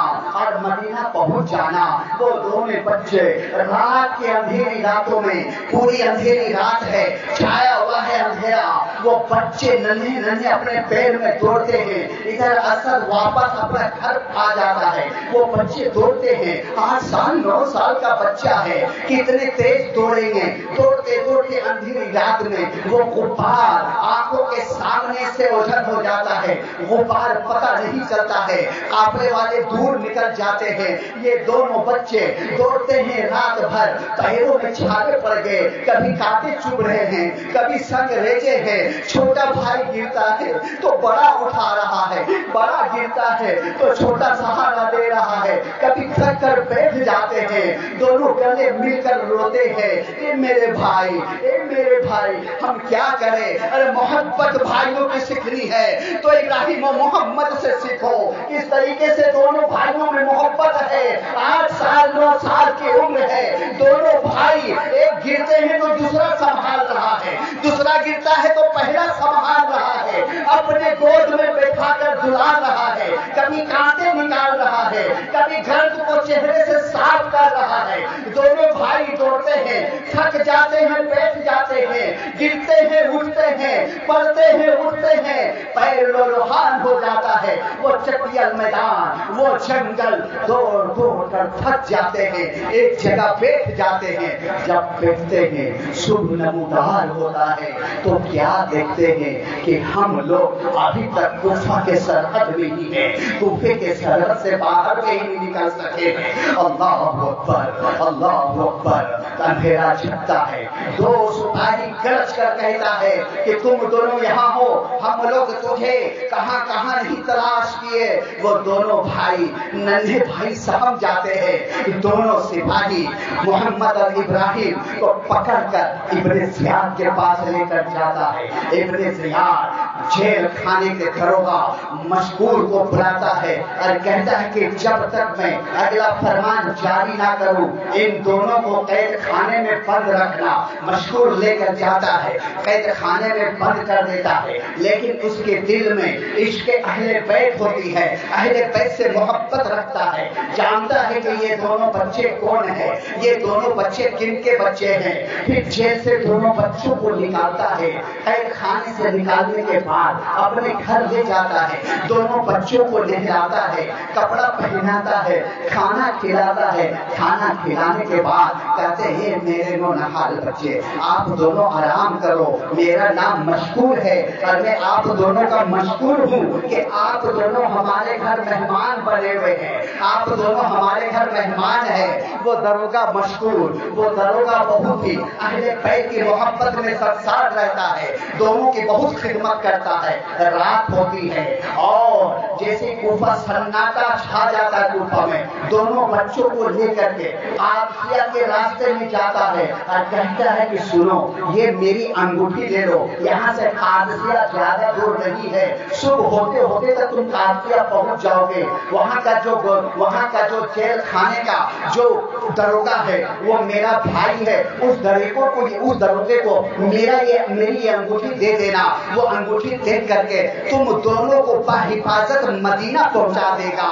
لیکن ان کی قسمت میں کچھ اور ہی بات لکھی ہوئی تھی، کچھ اور ہی اجل لکھا ہوا تھا، تقدیر اور تھی، تقدیر اور لکھی ہوئی تھی۔ تقدیر کو تقدیر سے نہیں بدل سکتے، جو تقدیر میں لکھا ہوا ہے وہی ہوگا، تقدیر چاہے کچھ بھی کر لو وہی ہوگا جو رب نے ہماری تقدیر میں لکھ دیا ہے، اور تقدیر میں وہی چیز لکھا ہوا ہے جو ہم کرنے والے تھے یا جو ہمارے ساتھ ہونے والا ہے۔ اللہ تبارک و تعالیٰ نے عالم الغیوب ہے، ہر ایک انسان کے بارے میں جان کر کہ وہ انسان دنیا میں جا کر کیا کرنے والا ہے، وہی چیز تقدیر میں لکھ دیا گیا ہے۔ میرے دوستوں، بزرگوں، نوجوان ساتھیوں، دونوں بچے انگوٹھی کو لیتے ہیں اور اندھیری رات میں پھر چلتے ہیں، گرتے ہیں، تھکتے ہیں، گرتے ہیں، اٹھتے ہیں، پھر پیروں میں خون کا فوارہ جاری ہے، دونوں بھائی بیٹھ جاتے ہیں، گلے مل کر روتے ہیں، اللہ اکبر، اللہ اکبر۔ 8-9 سال کی عمر کیا عمر ہوتی ہے؟ آپ کے بچے، ہمارے بچے، اگر 16-17 سال کا بھی، 20 سال کا بھی، 25 سال کا، 100 سال کا بھی بچہ ہو، اگر بیمار ہو جاتا ہے تو ہم پریشان ہو جاتے ہیں۔ امام مسلم کے یہ دونوں بچے کے بارے میں سوچے، نونہال بچے ہیں، 9 سال 8 سال کے بچے ہیں، گھر میں نہیں ہے، اپنے مقیم نہیں ہے، بلکہ مسافر ہے، یہاں کوئی پریشان حال نہیں ہے، کوئی پوچھنے والا نہیں ہے، خیریت لینے والا نہیں ہے۔ دونوں بچے جنگل میں چل رہے ہیں، کانٹے چوب رہے ہیں، ہڈیاں چور چور ہو رہی ہے، خون سے لہان ہو رہے ہیں پنجے۔ دونوں بچے بیٹھ جاتے ہیں، اے میرے بھائی، ہماری تقدیر میں یہی لکھا ہے، ہم تو اہل بیت ہیں، ہم سے کیا غلطی ہوئی ہے، ہم سے کیا گناہ ہوا ہے، آخر یہ ہماری جان کے پیچھے کیوں پڑے ہوئے ہیں، آخر ہمارے موت کے پیچھے کیوں پڑے ہوئے ہیں، ہمارے جان کی لالے کیوں پڑے ہوئے ہیں؟ ہم نے تو کسی کی چوری نہیں کی، ہم نے تو کسی کا غصب نہیں کیا، ہم نے تو کسی کو گالی نہیں دی۔ ارے ہم وہ خاندان والے ہیں جو اگر کوئی پتھر کنکر بھی مارے تو ہم صبر کر لیتے ہیں، ہم صابروں میں سے ہیں۔ اے میرے بھائی، یہ کوفہ والے ہمارے پیچھے کیوں پڑے ہیں؟ ابھی گفتگو ہوتی ہے، دونوں بھائی آپس میں باتیں کرتے ہیں، دونوں بھائی تھکان سے چور ہیں، دونوں بھائی کے اندر چلنے کی ہمت نہیں ہے، اٹھتے ہیں گرتے ہیں، اٹھتے ہیں گرتے ہیں، اللہ اکبر۔ کسی طریقے سے 2 قدم چلتے ہیں کہ پھر تھک کر بیٹھ جاتے ہیں، اتنی میں صبح نمودار ہو جاتا ہے، صبح ہوتی ہے، اجالا ہو جاتا ہے، تو دونوں بھائی کیا دیکھتے ہیں؟ اللہ اکبر، وہی ہے جہاں سے وہ دونوں چلے تھے، قادسیہ کے راستے میں، قادسیہ کے جہاں پہ، قادسیہ سے آگے جہاں سے چلے تھے وہیں پہ دونوں بھائی ہیں۔ ادھر ادھر دیکھتے ہیں، کیا دیکھتے ہیں کہ ایک درخت ہے جو کھو ہے، اس کے اندر دونوں بھائی سہم کر بیٹھ جاتے ہیں۔ اتنی سی جگہ رہتی ہے، چپک کر دونوں بھائی بیٹھ جاتے ہیں کہ کہیں سپاہی کی نظر ہمارے اوپر پھر نہ پڑ جائے اور ہمیں کہ ابن زیاد کے پاس نہ لے جائے اور ابن زیاد پھر ہمیں قتل نہ کر دے۔ اللہ اکبر، اس کھو میں دونوں بھائی بیٹھے ہوئے ہیں۔ کچھ دیر گزرنے کے بعد ایک خادمہ پانی لینے کے لیے چشمے میں آتی ہے۔ چشمے میں جب اپنے برتن کو ڈبونے کے لیے جھکتی ہے تو کیا دیکھتی ہے کہ 2 سائیں اس چشمے میں نظر آ رہی ہے۔ یہ سائیں کس چیز کی ہے؟ وہ خادمہ اٹھتی ہے، درخت کے جانب دیکھتی ہے، جب کھو میں نظر پڑتی ہے تو کیا دیکھتی ہے کہ 2 چھوٹے چھوٹے ننھے بچے سمے ہوئے ایک دوسرے سے لپٹ کر بالکل گمسم بیٹھے ہوئے ہیں۔ وہ خادمہ جاتی ہے، لونڈی وہاں جانے کے بعد آواز دیتی ہے، اے ننھے بچے تم کون ہو؟ اسے سہمے ہوئے کیوں بیٹھے ہو؟ آخر تم کہاں سے ہو؟ تمہارا گھر کہاں ہے؟ تمہارے ابا کہاں ہے؟ جو بھی ابا کا نام سنتے ہیں دونوں رونے لگتے ہیں۔ وہ خادمہ سمجھ جاتی ہے کہ یہ مسلم کے دونوں بیٹے ہیں جس کے بارے میں یزید نے ابن زیاد نے اعلان کیا ہے کہ ان دونوں کو پکڑ کر لاؤ، ان دونوں کو لاؤ۔ ادھر وہ خادمہ ان دونوں کو لیتی ہے اور کہتی ہے سنو، جس گھر کی میں خادمہ ہوں، جو میری مالکہ ہے، وہ محب اہل بیت ہے، میں اس کی بارگاہ میں تم دونوں کو لے کر چل رہی ہوں، تم لوگ گھبراؤ نہیں۔ وہ خادمہ اپنی گھر پہنچتی ہے، اپنی مالکہ سے کہتی ہے اے میری مالکہ سنو، سارا واقعہ بتاتی ہے اور کہتی ہے کہ یہ امام مسلم کے دونوں صاحبزادے ہیں۔ وہ مالکہ دیکھ کر کے خوش ہو جاتی ہے. اہل بیت کی محبت اس کے دل میں سمایا ہوا رہتا ہے. دونوں بچوں کو لیتی ہے, کبھی پیشانی چوم رہی ہے, کبھی لب چوم رہی ہے, کبھی رخسار چوم رہی ہے, کبھی ہاتھوں کو بوسہ دے رہی ہے, کبھی پیروں کو بوسہ دے رہی ہے. لوہان پیروں کو دیکھ کر کے آنکھوں سے آنسو جاری ہو جاتا ہے اور کہتی ہے جنت کے دو پھول اے نونہالو, ان لوگوں کے اوپر اللہ کا عذاب نازل ہو گیا جس کی وجہ سے تمہارے پیروں میں چھلنی پڑے ہوئے ہیں, جس کی وجہ سے تم پریشان ہو. اس گھر کو اپنا گھر سمجھو, اس گھر کو اپنا گھر سمجھ لو. میں تمہاری غلام ہوں, میں تمہاری لونڈی ہوں, میں تمہاری خادمہ ہوں. میں بہت خوش نصیب ہوں کہ اللہ تعالیٰ نے تم دونوں کو میرے گھر میں بھیج دیا ہے. کپڑے کو تبدیل کرتی ہے, گرم پانی کرتی ہے, ان دونوں بچوں کو نہلاتی ہے, پیروں میں مرہم لگاتی ہے, تیل لگاتی ہے, کھانا کھلاتی ہے اور گھر میں سلا دیتی ہے. ادھر ابن زیاد کو جب پتا ہوتا ہے کہ ان دونوں بچوں کو جیل قید خانے سے مشغول دروگہ نکال دیا ہے تو مشغول کو بلاتا ہے ابن زیاد اور کہتا ہے کہ وہ دونوں بچے کہاں ہیں. یہ پوچھتا ہے مشغول دروگہ سے یہ دونوں بچے کہاں ہیں. وہ دروگہ کہتے ہیں دونوں بچے الحمدللہ خیریت سے مدینہ پہنچ جائیے. بولے تم کس کی اجازت سے مجھے قید خانے سے رہا کیے؟ میں نے تجھے بولا تو اسے قیدی بنا کر رکھو جب تک اس کا فرمان نہ آ جائے. مشکور کہتا ہے ابن زیاد تمہاری آنکھوں میں پٹی بندھی ہوئی ہے, تم سمجھ نہیں سکتے یہ اہل بیت کے پھول ہیں, اہل بیت کے گھرانے والے ہیں, اور اس کو رہا کر کے تجھے کیا ملا؟ مشکور کہتا ہے اس کو رہا کر کے ہمیں آقا علیہ الصلوۃ والسلام کی شفاعت نصیب ہوئی ہے, لیکن تم یہ بتا امام مسلم کو شہید کر کے تجھے کیا ملا؟ امام مسلم کو شہید کر کے تجھے کیا ملا؟ وہ کچھ بولتا نہیں ہے, تلوار اٹھاتا ہے اور مشکور کے سر کو تن سے جدا کر دیتا ہے. انا للہ و انا الیہ راجعون. جتنے بھی اہل بیت سے محبت کرنے والے کوفہ میں تھے ایک ایک کر کے سبوں کو ابن زیاد نے شہید کیا, مارا. نعمان ابن بشیر ہو یا ام ہانی ہو یا قاضی شرح ہو, جن لوگوں نے بھی حضرت امام مسلم کو پناہ دیے تھے ان کے بچوں کو پناہ دیے تھے, ابن زیاد بلا کر کے گورنر ہاؤس میں اسے سولی میں چڑھایا یا چھت سے لے جا کر کے نیچے گرایا, جس کی وجہ سے نیچے گرنے کی وجہ سے ان کی ہڈیاں چکنا چور ہو گئی. لیکن شہید کا مرتبہ ابھی آپ سن چکے کہ جو شہید ہوتے ہیں ایک آنکھ کے لیے درد ہوتا ہے اور وہ ڈائریکٹ جنت میں پہنچ جاتے ہیں, ہمیشہ کے لیے جنت میں چلے جاتے ہیں. ان سے کوئی سوال و حساب نہیں ہوتا, سوال کچھ نہیں ہوتا ہے. اللہ تبارک و تعالیٰ ان کے تمام گناہوں کو معاف کر دیتا ہے. رب قدیر کے پیارے نبی مدینے تاجدار ارشاد فرماتے ہیں کہ شہید میں اور نبیوں میں صرف ایک درجے کا فرق ہے, باقی تمام چیزوں میں برابر ہے شہید اور نبی. یہ ہے کہ شہید کو نبوت کا درجہ نہیں ہے اور جو نبی ہوتے ان کی نبوت کا درجہ ملتا, بس یہی فرق ہے, باقی دونوں میں کوئی فرق نہیں ہے. اور شہیدوں کو خون تولا جائے گا قیامت کے دن, خون کو تولا جائے گا میزان میں رکھ کر کے, اور اتنے بھاری ہوں گے کہ شہیدوں کو گناہ وہاں رائے کے دانے کے برابر نظر آئے گا. شہید آسان بھی ہے ہونا اور مشکل بھی ہے. یہ درجہ پانا بہت مشکل ہے اور بہت آسان بھی ہے, وقت نہیں ہے ورنہ بتاتا آسان کیسے ہے اور مشکل کیسے ہے. درود پاک پڑھ لے. اللہم صلی علی سیدنا مولانا محمد وعلی آل سیدنا مولانا محمد وبارک وسلم.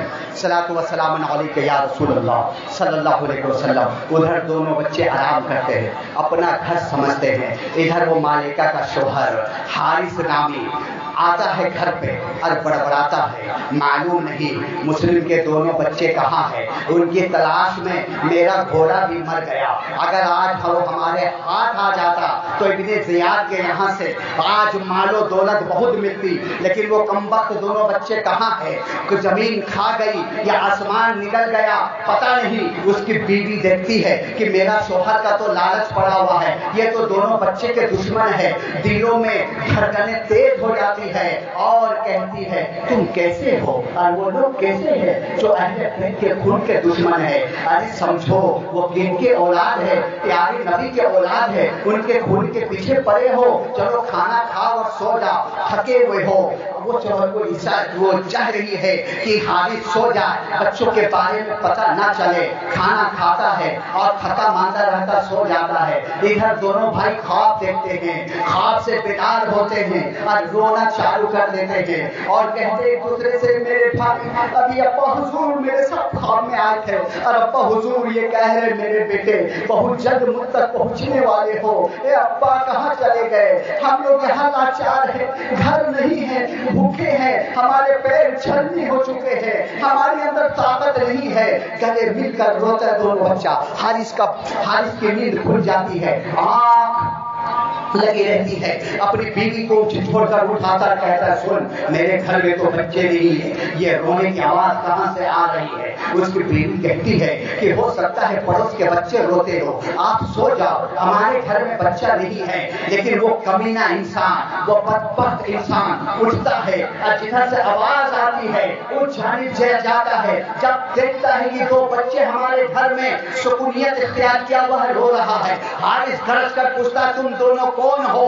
وہ دونوں ننے بچے اپنے گھر کو امان سمجھ چکے تھے، اپنے اس گھر کو اپنا گھر سمجھ چکے تھے، امان والا گھر سمجھ رہے تھے۔ وہ دونوں کیا جانے پوچھنے والا میرا دشمن ہے، پوچھنے والا میرا خون کا پیاسا ہے۔ دونوں بچے کہتے ہیں ہم دونوں امام مسلم کے یتیم بچے ہیں۔ جو ہی حارث سنتا ہے دونوں بچوں کو زلف کو پکڑتا ہے، رسیوں سے باندھتا ہے اور ایک کوٹری میں بند کر دیتا ہے، صبح کا انتظار کرتا ہے۔ جیسے صبح ہوتی ہے گدھے میں ان دونوں بچے کو لاد کر فرات کی طرف لے کر جاتا ہے۔ اس کی بیوی اور اس کی خادمہ دونوں دوڑتے ہوئے جاتی ہے، حارث کا پیر پکڑ لیتی ہے اور کہتی ہے میرے شوہر، اے میرے سردار، میں التجا کرتی ہوں آپ میری جان لے لو لیکن ان دونوں بچوں کو بخش دو۔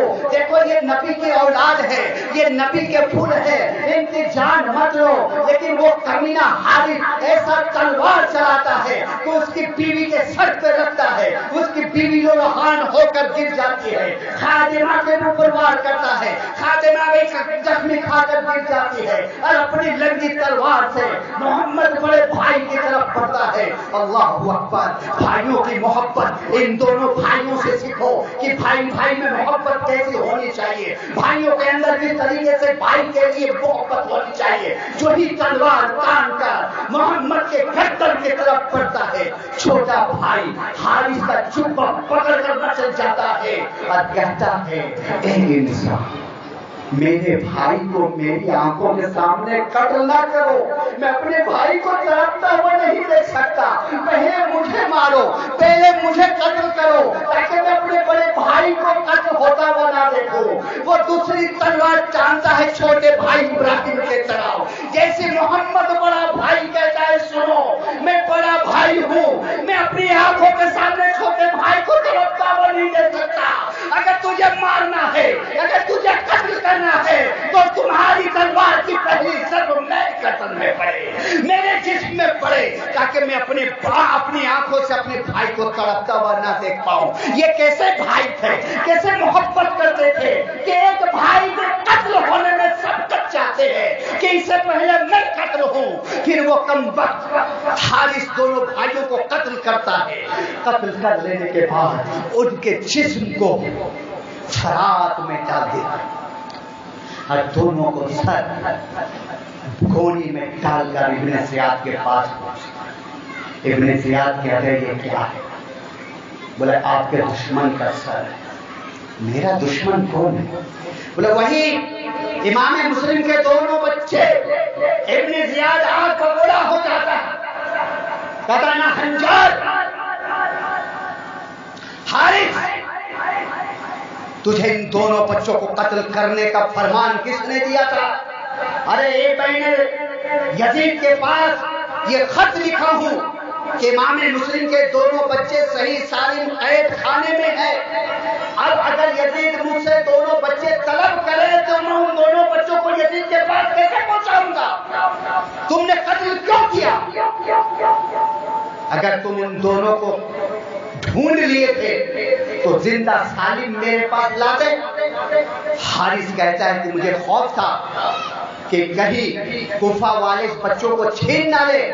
بولا اگر تجھے خوف تھا تو کہیں محفوظ جگہ پہ چھپا کر سپاہیوں کو لے جاتے یا مجھے خبر کر دیتے، میں ان دونوں بچوں کو منگوا لیتا. اور پھر جلاد کو حکم دیتا ہے کہ اس کا سر تن سے جدا کر دیا جائے. کمبخت حارث کا سر تن سے جدا ہو جاتا ہے. یہیں پہ اللہ تبارک و تعالیٰ نے دکھا دیا. حضرت امام حسین رضی اللہ تعالیٰ عنہ مکہ سے نکلتے ہے نا وقت 10-15 منٹ دونوں شریف پڑھ لیں. اللہم صلی علی سیدنا مولانا محمد وعلی آل سیدنا مولانا محمد وبارک وسلم. صلاۃ و سلام علیک یا رسول اللہ صلی اللہ علیہ وسلم. المختصر بہت لمبا واقعہ ہے. مکہ سے کربلا تک بہت واقعات ہیں. ہر واقعے کو میں آپ کے سامنے نہیں رکھ سکتا اس لیے کہ آج شاید چھوٹی چوکے بھی ہے نا. میں 20-25 سال کے بعد آیا ہوں محرم میں. الحمدللہ بہت خوشی محسوس ہو رہی ہے. لیکن وہی کام کریں جو ہماری شریعت میں جائز ہے.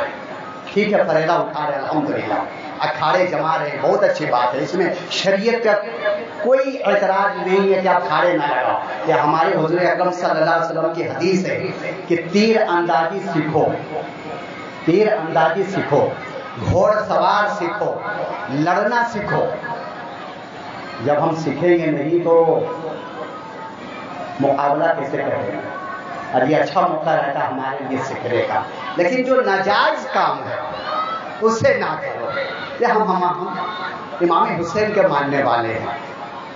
کوئی فتویٰ نہیں یار، میں بہت بڑا کوئی مفتی نہیں ہوں کہ آپ لوگوں پر فتویٰ لگاؤں. یہاں الحمدللہ ہمارے مفتی صاحب ہیں، میرا حق نہیں بنتا کہ آپ لوگوں پر فتویٰ لگا دوں. لیکن اتنا تو ضرور کہوں گا کہ امام حسین کے عشق میں ہو تو وہی کام کرے جو ہمارے لیے شریعت نے جائز کہا ہے، ناجائز کام نہ کرے. اللہ تبارک و تعالیٰ کی بارگاہ میں یہ دعا ہے کہ اللہ تبارک و تعالیٰ ہم سب کو جائز کام کرنے کی توفیق و وفیق عطا فرمائے. ہر ناجائز کام کرنے سے ہمیں اللہ تبارک و تعالیٰ اپنے حفاظت میں رکھے، حفظ و امان میں رکھے. اب حضرت امام حسین رضی اللہ تعالیٰ عنہ چلتے ہیں. 3 ذی الحجہ کو نکلتے ہیں اور حور سے ملاقات راستے میں ہی معلوم ہو جاتا ہے. حضرت مسلم رضی اللہ تعالیٰ عنہ اور ان کے بچے کی شہادت. بہت سے لوگ ملتے ہیں اور بہت سے لوگ آنے والے حضرت امام حسین کے ساتھ بھی ہو جاتے ہیں. بہت سے لوگ منع بھی کرتے ہیں کہ حضور نہ جائیں، لیکن حضرت امام حسین نکل پڑے تھے تو پیچھے پیچھے کیسے مڑتے پیچھے. ایک محرم الحرام قادسیہ کے پاس حور سے ملاقات ہو جاتی ہے. 1000 فوج کے ساتھ حور سپاہیوں کو لے کر حضرت امام حسین رضی اللہ تعالیٰ کو محاصرہ کر لیتا ہے. اور جس وقت حور اور حضرت امام حسین رضی اللہ تعالیٰ سے ملاقات ہوتی ہے ظہر کا وقت ہوتا ہے. حضرت امام حسین رضی اللہ تعالیٰ عنہ یہ بیان فرماتے ہیں کہ اپنے خیمے یہاں نصب کر لو. سبھی خیمے نصب کرتے ہیں. حور پیاسا ہوتا ہے اور ان کے جتنے سپاہی رہتے ہیں 1000 سب کے سب پیاسے ہوتے ہیں. حضرت امام حسین رضی اللہ تعالیٰ عنہ کہتے ہیں سنو ہمارے پاس پانی بہت ہے، ان سپاہیوں کو پانی پلا دو. دیکھیے حضرت امام حسین جان رہے ہیں کہ یہی سپاہی ہمیں پانی نہیں پینے دیں گے، لیکن امام حسین کو پر قربان جائیے. سخی ابن سخی ہیں، سخی ابن سخی ہیں، شہید ابن شہید ہیں. پانی پلا رہے اپنے دشمنوں کو، معلوم ہی ہمارے دشمن ہیں پھر بھی پانی پلا رہے. حضرت امام زین العابدین رضی اللہ تعالی عنہ حج کے وقت کھانا کھلا رہے ہیں. کربلا کا واقعہ گزرنے سے 10 سال کے بعد کیا کر رہے تھے؟ مکہ شریف حج کے وقت میں کھانا کھلا رہے تھے. تو اسی میں ایک کھانا کھانے والا حضرت زین العابدین سے یہ عرض کرتا ہے، کہتا ہے اے زین العابدین آپ مجھے شاید نہیں پہچانتے. حضرت امام زین العابدین کہتے ہیں تجھے کون نہیں پہچانے گا؟ تم کوفہ کے وہ شخص ہو کہ جب زنجیروں سے ہمیں جکڑا گیا تھا اور کوفہ لایا گیا تھا تو تم پتھر پھینک پھینک کے ہمیں مار رہے تھے. میں تجھے بھولا نہیں ہوں. وہ شخص کہتا پھر آپ مجھے کھانا کھلا رہے ہو. حضرت زین العابدین رضی اللہ تعالیٰ عنہ کہتے ہیں سنو یہ ہمارے گھرانے کا معاملہ ہے کہ ہمارے گھر میں اگر دشمن بھی آ جائے تو ہم اسے کھانا کھلاتے ہیں. وہ تمہارا معاملہ تھا کہ تم ہمارے پر پتھر پھینک رہے تھے. یہ ہمارے گھرانے کا معاملہ ہے. یہ سخی لوگ ہیں کہ اپنے دشمنوں کو بھی کھانا کھلاتے ہیں. حضرت امام حسین رضی اللہ تعالیٰ عنہ کہتے ہیں ظہر کا وقت ہو گیا، نماز پڑھو گے یا ہمارے پیچھے نماز پڑھو گے؟ حور کہتا حضور آپ کے پیچھے نماز پڑھے.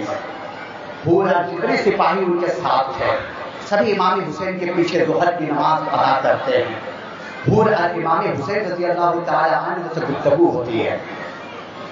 حضرت امام حسین رضی اللہ تعالیٰ عنہ کہتے ہیں حور تم لوگ نے کوفہ والے ہمیں بلائے ہو اور تمہارے بلانے پر ہم آئے ہیں. یہ دیکھو اتنے خطوط ہیں. حور کہتا حضور ہم ان خطوں کے بارے میں ہمیں کچھ معلوم نہیں ہے، بس اتنا میں جانتا ہوں کہ ابن زیاد کی طرف سے یہ فرمان ملا ہے کہ اگر امام حسین مل جائے تو اسے محاصرے میں رکھنا اور کہیں جانے مت دینا جب تک میرا دوسرا فرمان نہ آ جائے. امام حسین کہتے تمہاری ماں خاک میں ملے مجھے محاصرے میں کرو گے، تجھے معلوم نہیں. حور کہتا حضور آپ نے میری ماں کے بارے میں بولے، اگر آپ کے علاوہ کوئی دوسرا میری ماں کے بارے میں کوئی ایسا کہتا تو اس کی آنکھیں میں نکال لیتا، لیکن آپ کی ماں سید النساء ہے، ہم ان کے عزت کرتے ہیں، ہم آپ کی ماں کے بارے میں نہیں کچھ کر سکتے، لیکن جو ہمیں فرمان ملا ہے اسے ہم کر کے رہیں گے. آپ کو محاصرے میں لیں گے. اور پھر وہاں سے وہ قافلہ نکلتا ہے اور عصر کی نماز کے بعد قافلہ نکلتا ہے. نکلنے کے بعد کچھ دور جانے کے بعد مغرب کا وقت ہو جاتا ہے، نماز کے لیے رکتے ہیں. حور اور ان کے سپاہی نماز پڑھتے ہیں. امام حسین رضی اللہ تعالیٰ عنہ اور حور کے درمیان پھر گفتگو ہوتی ہے. حور یہ کہتا ہے کہ اے امام حسین میں اتنا سہولت دے سکتا ہوں کہ رات کی اندھیری ہے، اندھیری رات میں آپ کہیں بھی نکل جائیں اور میں ابن زیاد سے یہ کہہ دوں گا کہ ہماری آنکھوں سے حضرت امام حسین اوجھل ہو گئے تھے، ہم لوگ محاصرہ کیے ہوئے تھے، لیکن رات ہونے کی وجہ سے سمجھ میں بات نہیں آئی کدھر چلے گئے. حضرت امام حسین رضی اللہ تعالیٰ عنہ کو یہ بات پسند آئی اور خیمہ ان لوگوں سے ہٹ کر کچھ دور لگائے. اور جب رات ہو گئی حور کے سپاہی سو گئے تو حضرت امام حسین بولے اب خیمہ کو نکالو اور سفر کے لیے چلو. امام حسین رضی اللہ تعالیٰ عنہ سفر کے لیے نکلتے ہیں. جب صبح نمودار ہوتا ہے فجر کے لیے رکا جاتا ہے، فجر کی نماز ہوتی ہے تو امام حسین پوچھتے ہیں کہ اس جگہ کا نام کیا ہے؟ بولے اس جگہ کا نام نینوا ہے. بولے اچھا کچھ دور آپ چلو. جب وہاں سے کچھ دور آپ چلتے ہیں حضرت امام حسین پوچھتے ہیں اس جگہ کا نام کیا ہے؟ تو کچھ لوگوں نے کہتے ہیں جگہ کا نام کربلا ہے، کربلا ہے. حضرت امام حسین رضی اللہ تعالی عنہ کہتے ہیں اپنے خیمے یہیں لگا دو، یہ فرات ہے یہاں پانی پیے، خیمے لگا دو اور ہماری شہادت گاہ یہی ہے.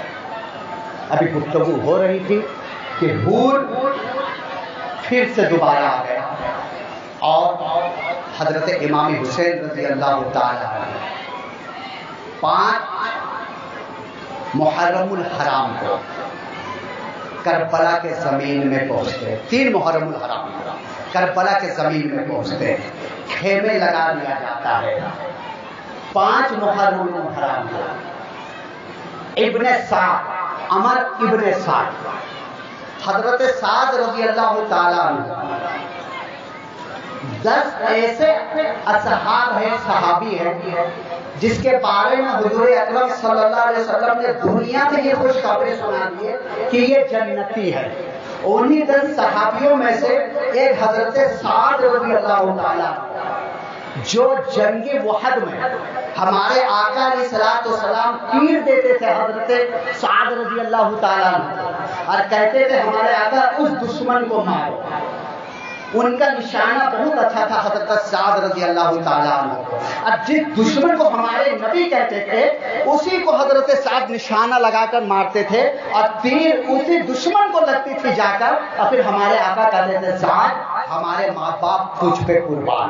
वो है हजरत साद रज़ी अल्लाह ताला अन्हु।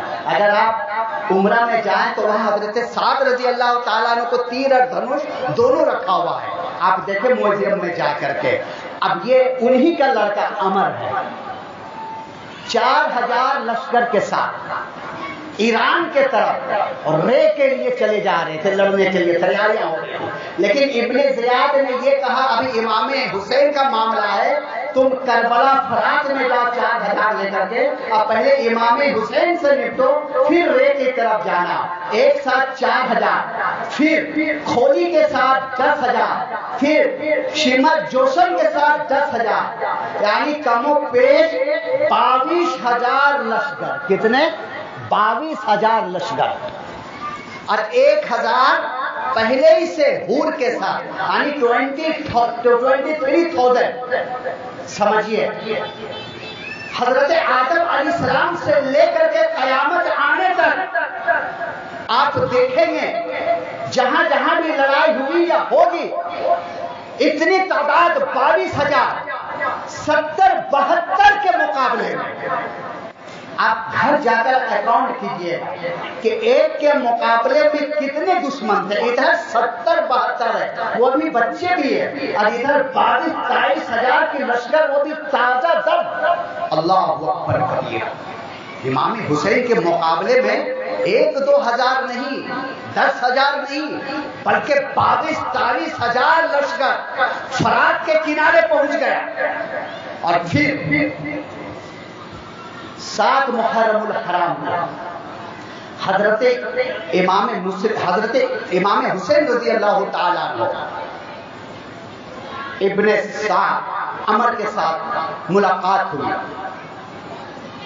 6 मुहर्रमुल हराम में, और दोनों में ये बात हुई।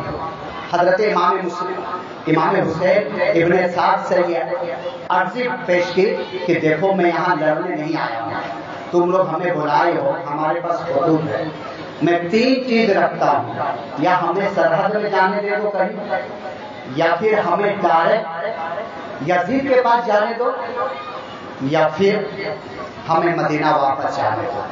ये 3 बात मैं रखता हूँ, इन तीनों में से कोई एक चीज मेरे साथ करो। अमर इब्ने साद सुनकर बहुत खुश हो गया और एक खत इब्ने ज़ियाद के पास भेजता है। इब्ने ज़ियाद पढ़ के बहुत खुश हुआ कि चलो अब खूनी मार्का नहीं होगा, आपस में लड़ाई नहीं होगी। लेकिन वहीं शिमर जोशन बैठा हुआ था और कहने लगा, ए इब्ने ज़ियाद, अगर आज इमाम हुसैन को छोड़ दोगे तो फिर ये इतना बड़ा फौज इकट्ठा कर लेगा कि इसके ऊपर काबू नहीं ले पाएंगे। और सुनने में आया है इब्ने साद अमर इमाम हुसैन के साथ रात भर गुफ्तगू करते हैं। अब ये सुन करके इब्ने ज़ियाद आग बबूला हो जाता, खत सिमर जोशन के साथ भेजता है कि या तुम 10 बरगानी छोड़ दो, शिमर के हवाले कर दो फौजों को, या फिर इमाम हुसैन का सर काट कर मेरे दर पर लाओ, या फिर इमाम हुसैन से कहो कि वो यजीद का पैर कर ले। सिमर ये खत लेकर आता है। इब्ने साद देखकर सिमर से कहता है ये तुम्हारी चाल है, अरे तुम नवासे को कत्ल करोगे? तो बोले देखो, अगर तुम नहीं कर सकते तो ये अफवाज हमारे हवाले कर दो, मैं इमाम हुसैन का सर कलम करूंगा। इब्ने साद रेत के लालच में, बहुत बड़ी हुकूमत थी, इब्ने ज़ियाद ने कहा था कि रेत की जमीन तुम्हें दे दूंगा, उसकी लालच में आकर कहा कि नहीं मैं मुकाबला करूंगा। असर का वक्त था, चारों तरफ फौजी इधर से उधर होने लगे। इब्ने हजरत इमाम हुसैन रज़ी अल्लाह ताला अन्हु अपने बेटे हजरत अली अकबर से ये कहते देखो क्या मामला चल रहा है। حضرت علی اکبر آتے ہیں، ابن سعد کہتا ہے کہ ابن زیاد کے طرف سے خط آیا ہے اور وہ یہ کہا ہے کہ امام حسین سے کہو کہ وہ بیعت لے لے یا پھر جنگ کرنے کے لیے تیار ہو جائے۔ حضرت امام حسین رضی اللہ تعالیٰ عنہ کہتے ہیں کہ میں تو یزید کا بیعت کبھی نہیں کروں گا، اگر بیعت کرنا ہوتا تو مدینہ نہیں چھوڑتا، مکہ نہیں چھوڑتا، ہاں مجھے ایک رات دے دی جائے، ایک رات، اور وہ بھی 9ویں محرم اور 7ویں تاریخ سے حضرت امام حسین اور ان کے کنبہ والوں کے لیے فرات میں پہرا بٹھا دیا گیا، یعنی ایک بوند بھی پانی امام حسین کے خیمے میں نہ پہنچ پائے۔ یہ 9ویں محرم کو یہ بات ہوئی، رات بھر دے دیا گیا، ایک رات کی مہلت۔ حضرت امام حسین رضی اللہ تعالیٰ عنہ خیمے میں آتے ہیں اور تمام لوگوں سے کہتے دیکھو کل جنگ ہوگا اور یہ یزیدی لشکر جو ہے وہ میرے دشمن ہے، تمہارے دشمن نہیں ہے، میں یہ اجازت دیتا ہوں کہ تم لوگ سب اپنے اپنے گھر چلے جاؤ، ہمیں اکیلا چھوڑ دو، یہ ہمارے دشمن ہے، تمہارے دشمن نہیں ہے۔ لیکن کسی نے بھی تک سے مس نہیں کی اور یہی کہے اے امام حسین کل جب نانا حضور کی بارگاہ میں پیشی ہوگی تو ہم کیا جواب دیں گے؟ جب ہمارے نانا پوچھیں گے کہ میرے نواسے امام حسین کو چھوڑ کر الٹے پاؤں بھاگ گئے تھے، اس وقت ہم کیا جواب دیں گے؟ جب تک ہم زندہ ہیں آپ کو آپ کی آنچ بھی آنے نہیں دیں گے، جب تک ہمارے جسم میں خون دوڑ رہا ہے آپ کے اندر کوئی تیر یا کوئی بھی تلوار چلنے نہیں دیں گے۔ اے امام حسین ہم آپ کے ساتھ ہیں، رہیں گے مرتے دم تک، جب تک ہمارے جسم میں جان ہے اس وقت تک ہم آپ کے ساتھ ہیں۔ یہ جواب تھا خیمے والوں کا، بہت لمبا واقعہ ہے۔ اب یہ رات ہے عاشورہ کی رات ہے، انشاءاللہ عاشورہ کے فضائل کل بیان کریں گے۔ عاشورہ کی رات ہے، حضرت امام حسین رضی اللہ تعالیٰ عنہ اپنے خیمے والوں سے کہتے ہیں کہ آج کی رات آخری رات ہے، توبہ کرنے کی رات ہے، آج پوری رات قرآن کی تلاوت کرو، رب کی بارگاہ میں توبہ استغفار کرو، نمازیں پڑھو، پتہ نہیں کل کے بعد پھر ہمیں دن ملے یا نہ ملے، آج کی رات ملی ہے، رب کی بارگاہ میں گر ملاؤ، رب کی بارگاہ میں دعائیں کرو اور توبہ کرو، اس لیے کہ آج عاشورہ کی رات ہے، آج ہی کی رات، آج ہی کے دن ہمارے ابا حضرت آدم علیہ السلام کی توبہ قبول ہوئی تھی۔ توبہ کرو تو انشاءاللہ تبارک و تعالیٰ کل کچھ فضائل عاشورہ کے بارے میں بتایا جائے گا۔ 9ویں اور 10ویں محرم الحرام عاشورہ کو روزہ رکھنا بہت بڑا ثواب ہے۔ 10ویں یا 11ویں کو رکھے یا 9ویں 10ویں کو رکھے، ہمارے آقا علیہ السلام محرم کے 10ویں کو روزہ رکھا کرتے تھے اور رمضان المبارک کے مہینے کے روزے فرض ہونے سے پہلے یہی محرم کے مہینے کے روزے فرض تھے۔ شاید آپ لوگوں کو معلوم ہوگا یہ محرم کی جو 10ویں تاریخ ہے نا یہی روزے فرض تھے۔ جب رمضان المبارک کے مہینے کے روزے فرض ہو گئے تب آقا علیہ السلام نے فرمایا جسے چاہے رکھے جو چاہے نہ رکھے، لیکن جو رکھے گا اس کے لیے ڈھیر سارا ثواب ہے۔ یعنی رمضان کے بعد اگر کوئی روزہ ہے تو وہ عاشورہ کا روزہ ہے۔ تو یہودی نصرانی ایک روزہ رکھا کرتے تھے، اس لیے آقا علیہ السلام فرمائے کہ ان کے مخالف 2 روزے رکھو، 9-10 رکھو یا 10-11 رکھو۔ رب فرما رہا ہے وَلَا تَقُولُوا لِمَنْ يُقْتَلُ فِي سَبِيلِ اللَّهِ أَمْوَاتٌ بَلْ أَحْيَاءٌ وَلَكِنْ لَا تَشْعُرُونَ۔ اللہ کی راہ میں جو مارے جائے، جو کٹے جائے، جو قربان ہو جائے وہ زندہ ہے، لیکن ان کی زندگی کے بارے میں تجھے شعور نہیں ہے۔ میرے دوستوں، بزرگوں، نوجوان ساتھیوں، ہم بھی امام حسین کے محفل میں بیٹھے ہوئے ہیں۔ اگر بات آ جائے اسلام کے لیے تو امام حسین کے پرچم کو اونچا کریں گے، امام حسین کے نقش قدم پر چلیں گے اور یہ دکھلا دیں گے امام حسین ہم آپ کے ماننے والے ہیں۔ جس طریقے سے کل پڑا کر نہیں ہے تو نے اپنے نانا جان کے دین کے خاطر اپنے تن من دھن بچوں کو قربان کر دیے، ہم بھی اپنے حضور کے دین کے خاطر اگر بات آ جائے گی تو تن من دھن سب قربان کر دیں گے۔ وما علینا الا البلاغ وآخر دعوانا والحمد للہ رب العالمین۔ استغفار استغفر ربی من کل ذنب واتوب الیہ بحق لا الہ الا اللہ محمد رسول اللہ صلی اللہ علیہ وسلم.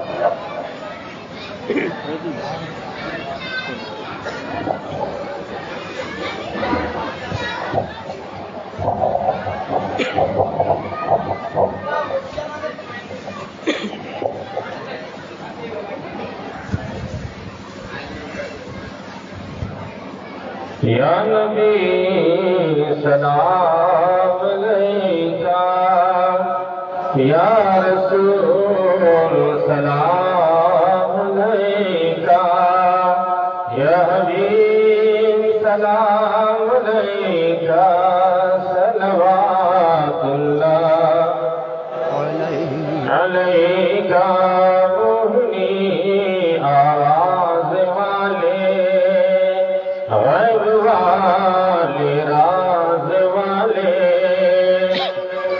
یہ قسم ناز والے ہو کرو اعجاز والے یا نبی سلام علیکہ یا رسول سلام علیکہ یا حبیب سلام علیکہ صلوات اللہ علیکہ. باغ جنت کا سجا ہو تخت نورانی بچھا ہو اس کے تم جوان ہو لب جاری صدا ہو یا نبی سلام علیکہ یا رسول سلام علیکہ یا حبیب سلام علیکہ صلوات اللہ علیکہ. الصلاۃ والسلام علیکہ یا رسول اللہ الصلاۃ والسلام علیکہ یا نبی اللہ وعلی آلک واصحابک یا رسول اللہ صلی اللہ تعالی علیہ وسلم. نیچے کو ایک